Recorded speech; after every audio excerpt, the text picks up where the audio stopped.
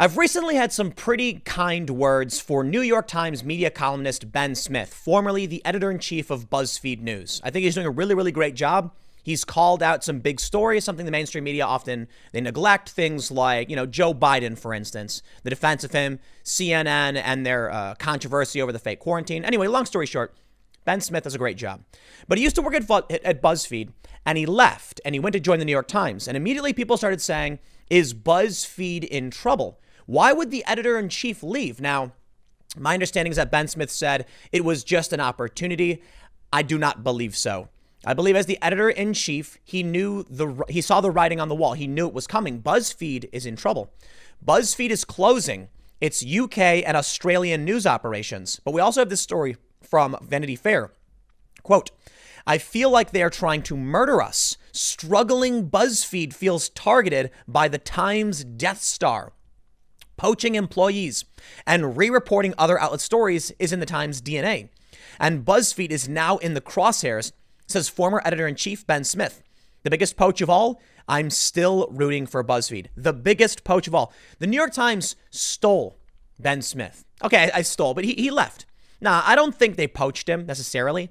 I think his ship was sinking, and the New York Times is a massive vessel that's doing well enough, and so he jumped ship. I think BuzzFeed's in serious trouble. Now, it's not just BuzzFeed. I'm not going to get too much into detail, but I want to point this out. Other outlets are dying off. It's gotten worse, man, with the coronavirus. These news outlets have been seeing massive revenue collapse. I've also seen revenue start going down. Now, in the past few weeks, things have slowly started to recover. But, man, it was a bad couple of months. Revenue dropped dramatically. Some instances like 70%. That's why I started doing those promos, you may have noticed. Now, how do you think BuzzFeed's going to handle this when they're not even profitable in the first place? Quartz is also laying off 80 employees. Now, Quartz isn't that bad. I'm not going to rag on Quartz. BuzzFeed is bad. And you know the messed up thing is? It's funny to me that you can have someone like Ben Smith at BuzzFeed, and BuzzFeed does this really awful job for the most part. He leaves and goes to the New York Times and then starts doing, good reporting. I think that shows you the problem of these outlets. It is like getting a ball and chain tied to your ankle. You've got to fight to make sure you can get those sweet, juicy clicks. Well, now that he's writing for a mostly, I guess technically mostly subscription-based service now at New York Times, he can write what he wants to write. He can write things that challenge the mainstream, and he's doing a great job. But let's read about BuzzFeed closing down a couple other offices. The BBC reports the U.S. company, which set up its London office in 2013, said the decision had been made both for economic and strategic reasons to close UK and Australia. BuzzFeed said it would be focusing on news that hits big in the United States during this difficult period. Some staff will stay on to cover social news, celebrity, and investigations, but it is thought about 10 jobs are affected. BBC News media editor Amol Rajan said the affected UK staff had been furloughed. He added that the title did much outstanding work, and its closure showed that the coronavirus crisis had claimed a high-profile journalistic institution. Whoa! Journalistic institution. Hold on there, buddy. Give yourself too much credit. BuzzFeed News has been a strong, scooping, important voice in UK journalism. No, it isn't. You guys hired that guy, Mark Stefano or whatever, who pumped out a bunch of fake news, went to the Financial Times, and then got fired for spying on other outlets. You guys were trash. BuzzFeed UK's political editor Alex Wickman tweeted, so incredibly proud of the BuzzFeed UK team, which punched so far above its weight and did some really amazing journalism. Oh yeah, every time they wrote about Sargon of Akkad and Count Dankula, I was just so impressed with their journalistic integrity. You wrote about YouTubers, you morons. Paying tribute to his colleagues, news editor Alan White posted that the amount of talent in that office was unreal. Oh, I completely agree. It was unreal how awful it was. You got to be careful how you speak, because a statement you made isn't necessarily a positive. Political correspondent Hanan Al-Othman tweeted, she had an absolutely brilliant 3 years at the title. It's been the best job I've ever had, and there'll probably never be another one better. Guardian columnist Marina Hyde wrote that she had been informed and made to laugh so many times a day by their brilliant, idiosyncratic, and dedicated staff. A BuzzFeed UK investigation into 14 mysterious deaths allegedly linked to Russia was nominated for the Pulitzer Prize in 2017. Oh, the Pulitzer Prize. You mean a bunch of hoity-toity journalists giving each other awards? Yeah, sorry, spare me. Earlier this month, the site was also the first to report on all 7 of the government's draft documents, which outlined proposals for easing UK's coronavirus lockdown. In a statement, Buzzfeed said it was still investing heavily in its news business and will spend around $10 million more than it makes from its current upper. Whoa! It's going to spend $10 million more than it makes from its operation this year and about $6 million more in 2021. It added, we will be consulting with employees on our plans regarding furloughs and stand downs. This is why BuzzFeed is in full-on panic mode. They are spending more money than they make. And this is mostly their news division being impacted. So then when the New York Times steps up and says, we can just follow up on your story and do a better job, why does anybody care about BuzzFeed? You can just spend your, $20 a month or whatever it is for your New York Times and not have to worry about the trash, garbage, clickbait nonsense that comes out of BuzzFeed. You see, that's the thing.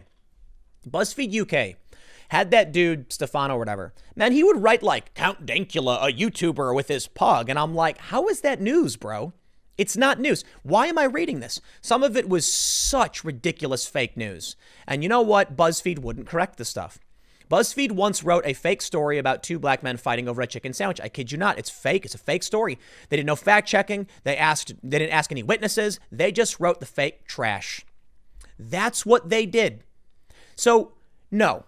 Okay, no BuzzFeed. I'm not going to mourn your loss. In fact, I'm going to encourage more.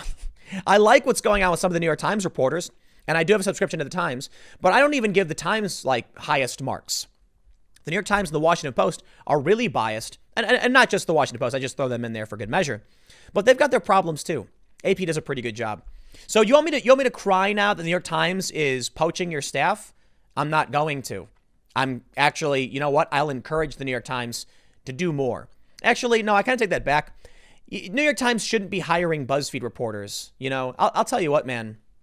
Me personally, BuzzFeed News is lacking in the credibility department. They used to be okay. I used to think so. But as all of these news outlets have continually gotten more and more stressed as they can't seem to make money, I'll tell you what, man. The quality of content they've produced has become gutter trash completely. And it's because they can't figure out how to monetize. So now when they go to the New York Times, perhaps they would do a better job. But again, as I mentioned, Quartz is now being hit by this too. I'm not super, the Quartz is not that bad. Vanity Fair says, I'm not going to read their, Donald Trump COVID stuff. They say if the story, the New York Times basically poached a story. And if it sounded familiar, it's because the piece was a more detailed and fleshed out version that BuzzFeed had written. The Times acknowledged and linked to BuzzFeed's article, and it also included a nasty response from Oren Pines. Yeah, we get it. They're basically lining out how the Times is stealing stories. In the social, you know what? I'm going to stop right here. I'm just going to complain about journalism right now. I can't stand how they do this. These first two paragraphs could have very easily been BuzzFeed on May 8th, the New York Times published a story about Silicon Valley engineer. It was a rehash of a story published by BuzzFeed. It was more fleshed out. Done. But they always do this, man. That's why I can't stand a lot of these outlets. They do things where it's like, you'll be reading a story and it'll say Donald Trump, the headline will say Donald Trump to campaign in Virginia. And the first paragraph will be like, it was a dark and stormy night. A cold, autumn breeze. Donald Trump approached the plane, a stern look in his eye. And I'm like, what am I reading? I don't care about this. Tell me what happened. In the social media age, tweets like this are practically a requirement. Oh, you know what, man? Okay, this is ridiculous. Here's the story. I'm not even read it for you. Vanity Fair says that BuzzFeed employees are upset, they're struggling, they can't make money, and their employees are going to the New York Times. Let's just read the final paragraph.